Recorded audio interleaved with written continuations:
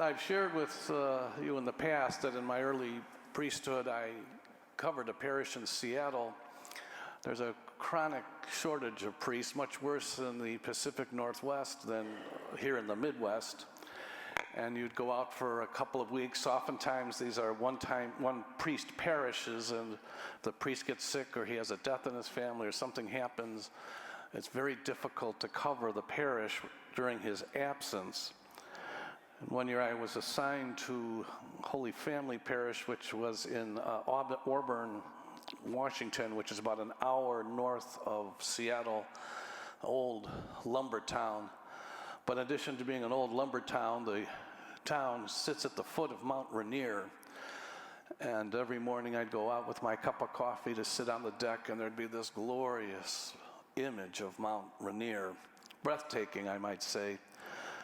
Now, Mount Rainier is very close to the Pacific Ocean and to Puget Sound. And oftentimes it's completely covered in clouds.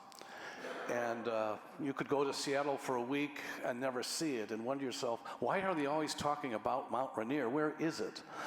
And then one day you wake up, there isn't a cloud in the sky, a morning like today, and there she is. She's out, as they Seattleites say, she's out. And there's this beautiful, glorious mountain. It looks like an ice cream cone overseeing the city of Seattle. The Native Americans, the indigenous people, often talked about Mount Rainier as an image of God, that God is often hidden. You can't see him, but you know he's very close. And every so often in the course of life, there are glorious glimpses of God's majesty and power and beauty. The image of mountains looms very large in the Advent readings. The prophet Isaiah often situates his prophecies with the image of a mountain, as we hear today, a beautiful mountain. And Jesus is often portrayed as teaching and healing people on a mountain, as we hear in the gospel today. And there'll be many references in the coming days to the role mountains play in the spiritual life of people. Mountains were the place where people encountered God. It was on the top of great mountains that great moments in biblical history happened. It was on the top of Mount Sinai that Moses encountered Yahweh and the covenant was born. It was on the mountain that Jesus would ascend to heaven. The mystics have always believed that when you get to the top of a very tall mountain, you're about as physically close to the heavens as you can be.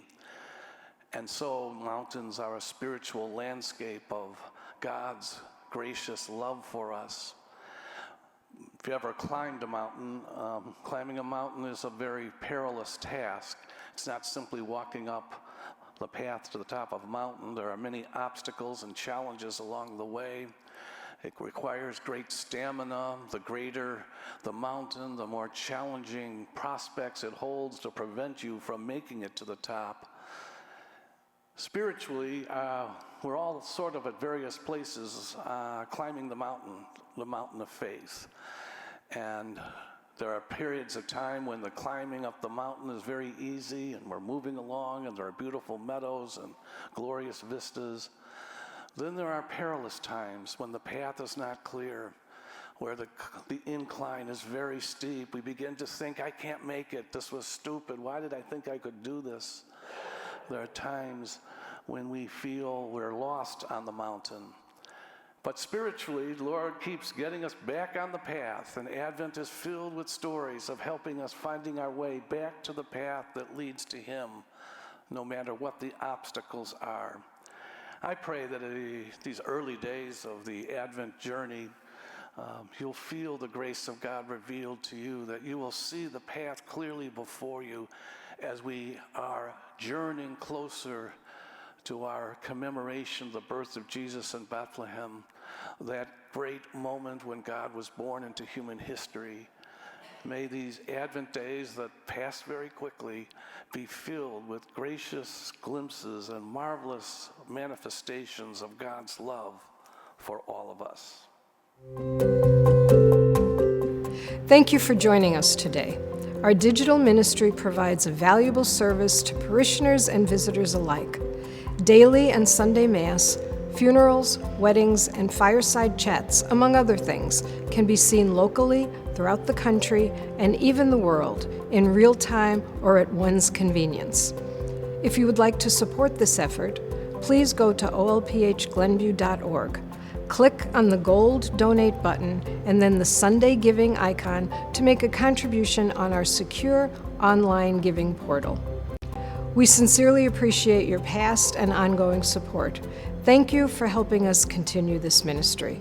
God bless.